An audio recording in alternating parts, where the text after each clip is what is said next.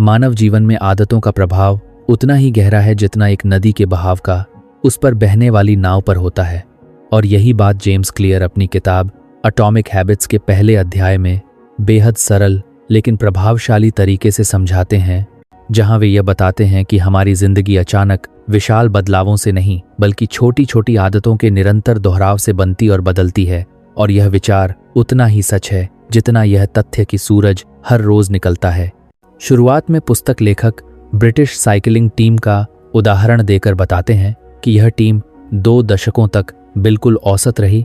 मैदान में कदम रखने से लेकर ओलंपिक प्रतियोगिताओं तक वे कभी भी कोई खास उपलब्धि हासिल नहीं कर पाए थे और विशेषज्ञों तक का मानना था कि यह टीम इतनी साधारण है कि वे उसके साथ अपना नाम जोड़कर भी अपनी प्रतिष्ठा खराब नहीं करना चाहेंगे। लेकिन तभी एक नया कोच सर डेव ब्रेल्सफोर्ड चुना गया, जिसने एक ऐसा सिद्धांत अपनाया जिसे way the aggregation of marginal gains मतलब छोटे छोटे सुधारों का कुल योग कहते थे। यानी किसी एक बड़े बदलाव की जगह हर उस क्षेत्र में 1% सुधार किया जाए जहां सुधार संभव है, चाहे वह सीट का आराम बेहतर बनाना हो, एथलीटों के सोने के लिए बेहतर तकिए चुनना हो, साइकिल के टायरों को एक नए तरीके से साफ करना हो, या फिर खिलाड़ियों के हाथों को बैक्टीरिया फ्री रखने के लिए साबुन का एक अलग ब्रांड चुनना हो। और यह सब सुनकर लग सकता है कि इतने छोटे छोटे सुधारों से भला क्या फर्क पड़ेगा, लेकिन यही सोच दुनिया की सबसे बड़ी गलती है। क्योंकि जब छोटे सुधार लगातार और नियमित रूप से होते हैं तो वे समय के साथ असाधारण परिणाम देते हैं। यह कहानी बताने का उद्देश्य यह नहीं कि केवल साइकिलिंग या खेल में बदलाव आए, बल्कि यह समझाना है कि हमारी जिंदगी भी इसी सिद्धांत पर काम करती है। छोटी परमाणु स्तर की आदतें बड़े विशाल पहाड़ से परिणाम लेकर आती हैं। और यही कारण है कि लेखक इस किताब का नाम एटॉमिक हैबिट्स रखते हैं। इसके बाद जेम्स क्लियर बताते हैं कि लोग अक्सर यह सोचते हैं कि लक्ष्य सफलता दिलाते हैं, लेकिन असलियत यह है कि लक्ष्य हर किसी के पास होते हैं, पर सिस्टम बहुत कम लोगों के पास होता है। और सिस्टम का मतलब है वे प्रक्रियाएं, दिनचर्याएं और आदतें जिनका पालन हम लगातार करते हैं। उदाहरण के लिए, अगर आपका लक्ष्य है कि आप एक किताब पढ़कर खत्म करें, तो यह लक्ष्य तभी पूरा होगा जब आपका सिस्टम यह हो कि आप रोज 10 मिनट पढ़ते हैं। यानी लक्ष्य दिशा बताते हैं, लेकिन सिस्टम प्रगति कराता है।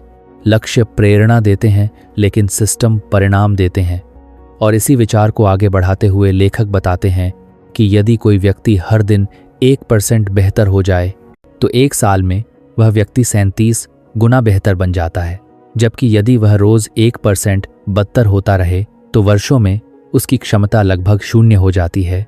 यह आंकड़ा सुनने में अविश्वसनीय लगता है, लेकिन वास्तव में यह इस बात का प्रमाण है कि छोटे सकारात्मक बदलाव समय के साथ बड़ी उपलब्धियों में बदलते हैं। इसके बाद किताब में एक और महत्वपूर्ण विचार आता है, आइडेंटिटी बेस्ड हैबिट्स, यानी पहचान आधारित आदतें। लोग अक्सर यह मानते हैं कि आदतें बदलने के लिए हमें अपने लक्ष्य बदलने चाहिए, लेकिन जेम्स क्लियर बताते हैं कि असली परिवर्तन तब आता है जब हम अपनी पहचान बदलते हैं। यानी यदि आप व्यायाम करना शुरू करना चाहते हैं तो आपको खुद से कहना चाहिए कि मैं वह व्यक्ति हूं जिसे फिटनेस पसंद है, या यदि आप पढ़ाई में अच्छे होना चाहते हैं तो खुद को यह पहचान दें कि मैं वह इंसान हूं जो रोज सीखता है। क्योंकि जब पहचान बदलती है तब व्यवहार अपने आप बदलता है। यह सिद्धांत इसलिए महत्वपूर्ण है क्योंकि अधिकांश लोग अपनी जिंदगी में बदलाव इसलिए नहीं ला पाते क्योंकि वे केवल परिणाम को बदलना चाहते हैं, लेकिन खुद को नहीं। जब आप खुद को धूम्रपान करने वाला मानते हैं और केवल सिगरेट छोड़ने का प्रयास करते हैं तो आपका व्यवहार और आपकी पहचान आपस में टकराते हैं। लेकिन जब आप खुद को एक नॉन स्मोकर कहते हैं तब आपका व्यवहार आपकी पहचान का अनुसरण करता है, और यह पहचान का बदलाव स्थायी होता है क्योंकि यह आपके मन के भीतर से आता है। इसके बाद लेखक बताते हैं कि आदतें बनना कैसे शुरू होती हैं। क्यू, क्रेविंग, रिस्पॉन्स और रिवॉर्ड, यानी संकेत, लालसा, प्रतिक्रिया और इनाम। ये 4 चरण किसी भी आदत का आधार होते हैं। सबसे पहले कोई संकेत मिलता है जो हमें किसी आदत की ओर धकेलता है। फिर उस संकेत से एक लालसा पैदा होती है जो हमें कार्रवाई करने के लिए प्रेरित करती है, कार्रवाई यानी रिस्पॉन्स। और उसके बाद हमें एक रिवॉर्ड मिलता है जिसे हमारा मस्तिष्क दोहराना चाहता है। इसीलिए आदतों का चक्र चलता रहता है। उदाहरण के लिए सुबह उठकर फोन देखना फोन की नोटिफिकेशन संकेत है, उसे खोलने की इच्छा लालसा है, फोन उठाना प्रतिक्रिया है और नई जानकारी देखकर मिलने वाली खुशी रिवॉर्ड है। यही कारण है कि हम इसे बार बार दोहराते हैं। इस संरचना को समझकर हम अपनी अच्छी आदतों को मजबूत और बुरी आदतों को कमजोर कर सकते हैं। पहले अध्याय में लेखक हमें यह भी समझाते हैं कि जब हम छोटी आदतों की शक्ति को कम आंकते हैं तब हम असल में अपनी जिंदगी का लंबे समय का परिणाम कम आंकते हैं, क्योंकि छोटी आदतें तुरंत नजर नहीं आती। यदि आप एक दिन जिम जाते हैं तो कोई बदलाव नहीं दिखता, यदि आप एक दिन जंक फूड खाते हैं तो भी कोई बड़ा नुकसान नहीं दिखता, लेकिन समय के साथ धीरे धीरे होने वाला बदलाव ही हमें सफल या असफल बनाता है, क्योंकि सफलता हमेशा छोटी छोटी जीतों के जोड़ से बनती है और असफलता छोटी छोटी गलतियों के जोड़ से। इसलिए जेम्स क्लियर कहते हैं कि बुरी आदतें समय का दुश्मन है और अच्छी आदतें समय का दोस्त, क्योंकि समय के साथ अच्छी आदतें फल देती हैं और बुरी आदतें नुकसान पहुंचाती हैं। अंत में लेखक कहते हैं कि आदतें आत्म सुधार का चक्रवृद्धि ब्याज कॉम्पाउंड इंटरेस्ट हैं। जैसे बैंक में जमा पैसे पर ब्याज लगता है और वह समय के साथ बढ़ता जाता है, वैसे ही आदतों का प्रभाव भी समय के साथ बढ़ता जाता है। पहले यह छोटे बदलाव होते हैं, लेकिन वर्षों में वही बदलाव हमारी पूरी पहचान और हमारी पूरी जिंदगी बदल देते हैं। लेखक हमें प्रेरित करते हैं कि हम बड़े बदलाव के बजाय छोटे बदलावों पर ध्यान दें, क्योंकि छोटे कदम स्थायी होते हैं और स्थायी कदम बड़े परिणाम देते हैं। और यही विचार एटॉमिक हैबिट्स के पूरे दर्शन की नींव है कि छोटे बदलावों से बड़ी जिंदगी बनती है।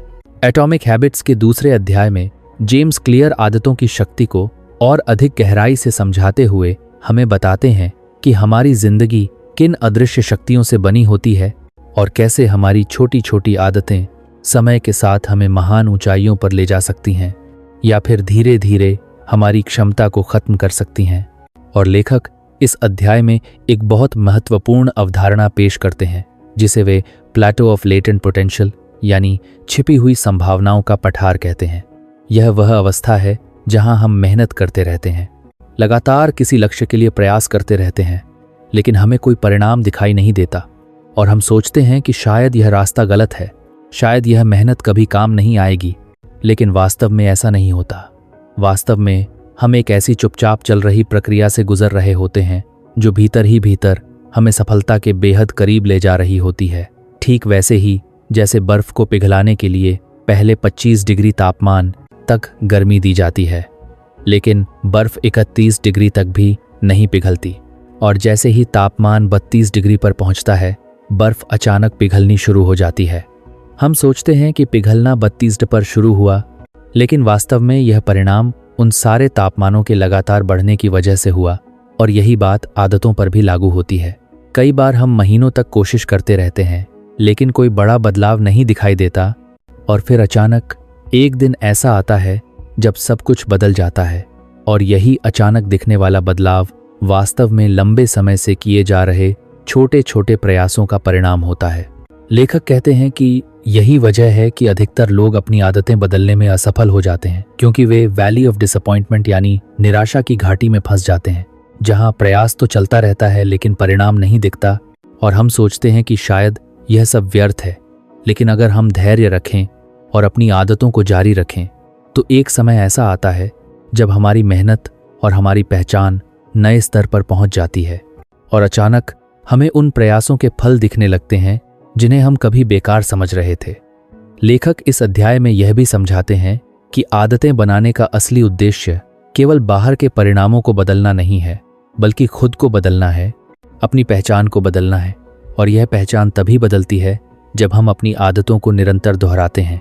इस अध्याय में जेम्स क्लियर एक और शक्तिशाली विचार बताते हैं। Forget about goals, focus on systems, यानी लक्ष्यों को भूल जाओ। सिस्टम यानी व्यवस्था पर ध्यान दो। लेखक कहते हैं कि लक्ष्य केवल दिशा बताते हैं, लेकिन सिस्टम प्रगति कराता है। और यही कारण है कि विजेता और हारने वाले लोगों के लक्ष्य एक जैसे ही होते हैं। सबका लक्ष्य प्रतियोगिता जीतना, परीक्षा में टॉप करना, बिजनेस बढ़ाना, पैसे कमाना होता है। इसीलिए सिर्फ लक्ष्य होना सफलता का कारण नहीं है, बल्कि वह प्रक्रिया जिसे आप रोज दोहराते हो वही आपको सफल बनाती है। और यही प्रक्रिया आदतों का दूसरा नाम है। लेखक यह भी बताते हैं कि लक्ष्य पर ध्यान केंद्रित करने के 3 बड़े नुकसान हैं। पहला, लक्ष्य हमें लगातार यह महसूस कराते हैं कि हम अभी सफल नहीं हैं। दूसरा, लक्ष्य पाने के बाद हम अक्सर रुक जाते हैं। और तीसरा, लक्ष्य दीर्घकालिक प्रगति नहीं बनाते, पर सिस्टम हमेशा काम करता है, चाहे हम लक्ष्य तक पहुंचें या नहीं। इसके बाद लेखक बताते हैं कि आदतें वास्तव में समय का चक्रवृद्धि ब्याज कंपाउंड इंटरेस्ट हैं और हमारी आदतों के परिणाम तुरंत दिखाई नहीं देते, बल्कि धीरे धीरे हमारे चरित्र, हमारी क्षमता और हमारे भविष्य को आकार देते हैं। और यदि हम किसी भी क्षेत्र में उत्कृष्टता प्राप्त करना चाहते हैं तो हमें छोटे, संभव और निरंतर कदम उठाने होंगे, बजाय इसके कि हम एक बार में बड़ा बदलाव लाने की कोशिश करें।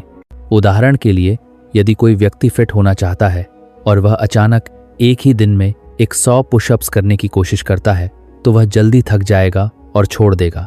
लेकिन यदि वह रोज सिर्फ 2 पुशअप्स से शुरुआत करता है और खुद से कहता है कि मैं केवल आदत बना रहा हूं, तो वह धीरे धीरे अपने व्यवहार की दिशा बदल लेता है और यही छोटे कदम उसे लंबे समय में मजबूत और फिट बना देंगे। इस अध्याय में लेखक एक महत्वपूर्ण मनोवैज्ञानिक अवधारणा भी समझाते हैं, गोल्डीलॉक्स रूल, जो बताता है कि इंसान तब सबसे ज्यादा प्रेरित होता है जब वह किसी ऐसे काम पर काम कर रहा होता है जो न तो बहुत आसान होता है और न तो बहुत आसान होता है ही बहुत कठिन, बल्कि उसकी वर्तमान क्षमता से थोड़ा सा ऊपर होता है, यानी चुनौतीपूर्ण लेकिन संभव।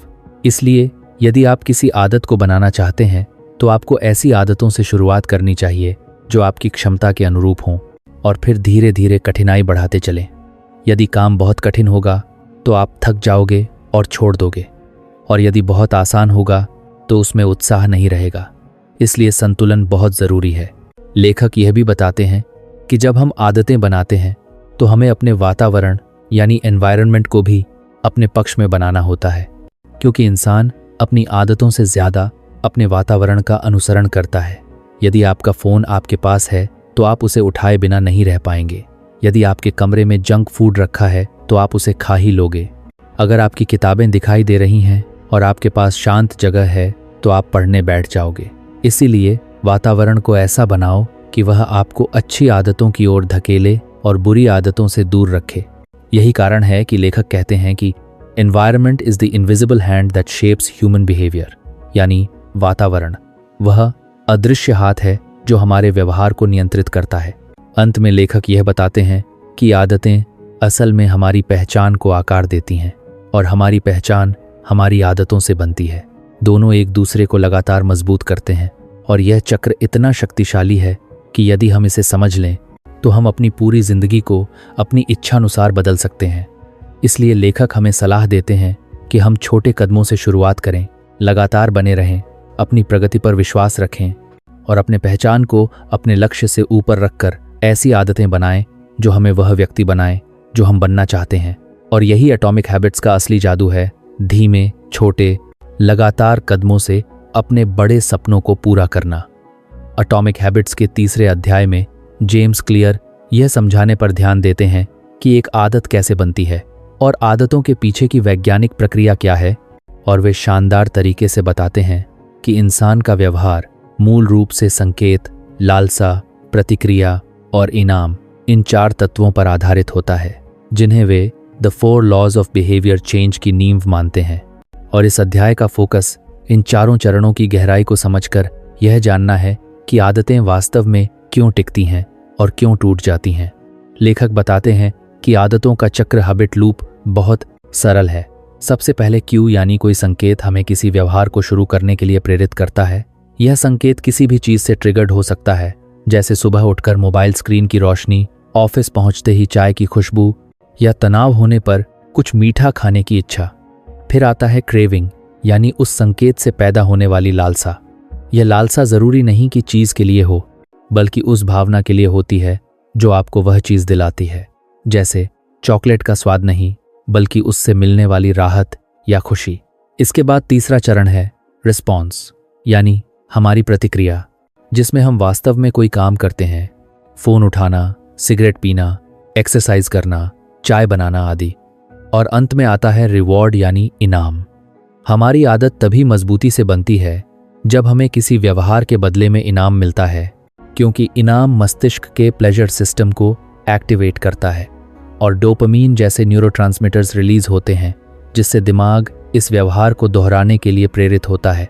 इसीलिए आदत मजबूत होती चली जाती है।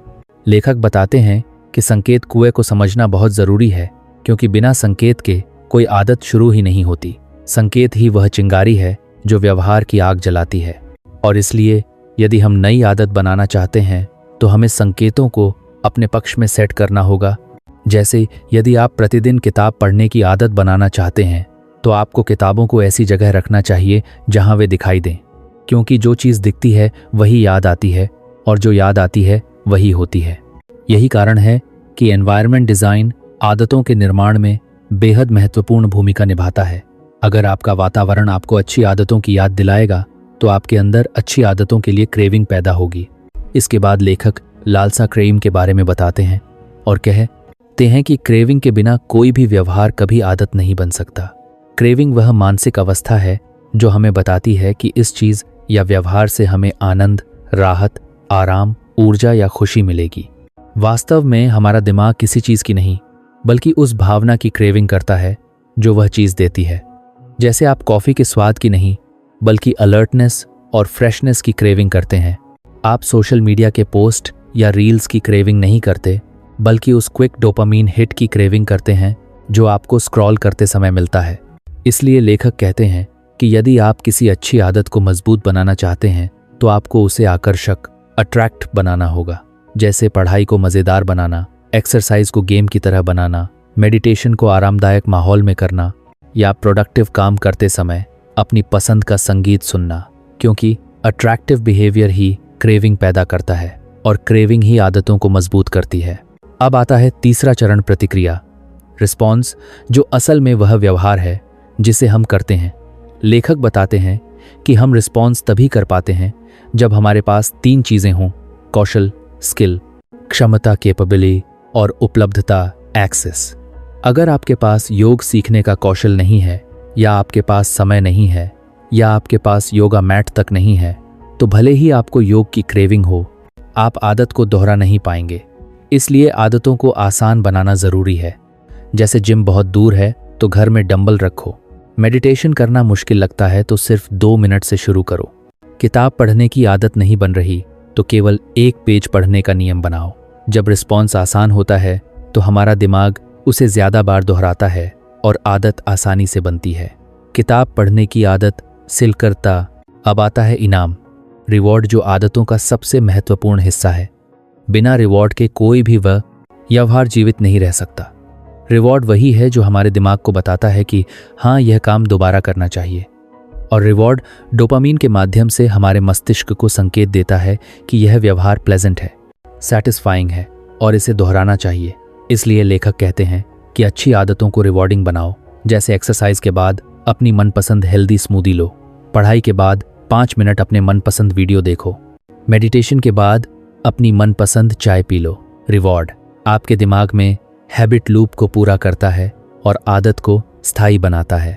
लेखक बताते हैं कि इन 4 चरणों को समझकर आप किसी भी आदत को बना सकते हैं और किसी भी बुरी आदत को खत्म कर सकते हैं, क्योंकि बुरी आदत को तोड़ने का तरीका यही है कि उसके संकेत को अदृश्य बना दो, उसकी क्रेविंग को अनअट्रैक्टिव बना दो, उसकी रिस्पॉन्स को मुश्किल बना दो और उसके रिवॉर्ड को कमज़ोर बना दो।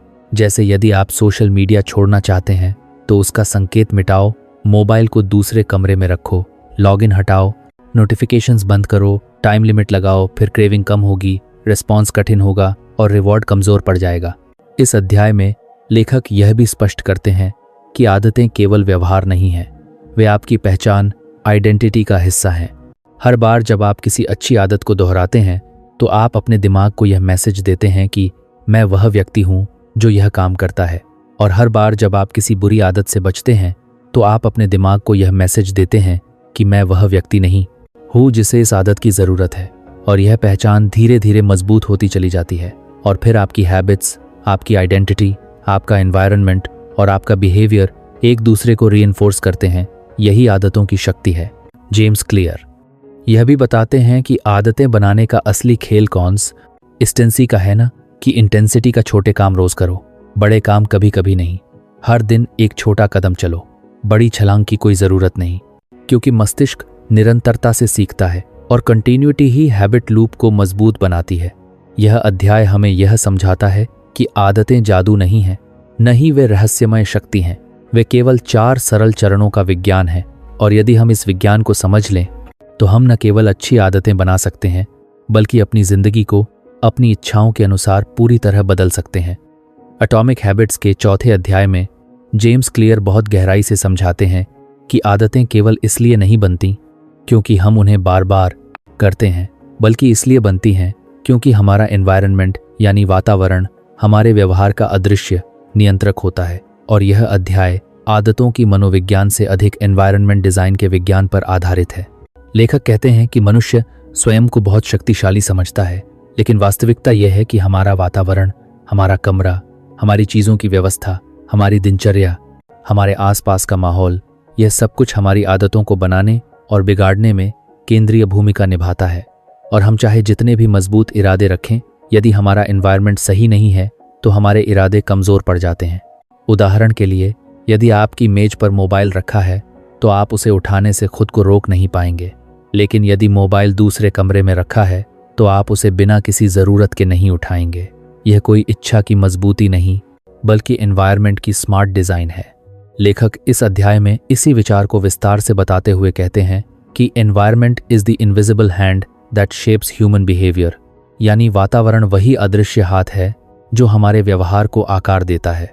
जेम्स क्लियर कहते हैं कि हम अक्सर यह मान लेते हैं कि आदतें मोटिवेशन से बनती हैं, लेकिन वास्तविकता यह है कि आदतें विजिबल क्यूज यानी दिखाई देने वाले संकेतों से बनती हैं। जो चीज़ दिखती है वही याद आती है, और जो याद आती है वही हम करते हैं।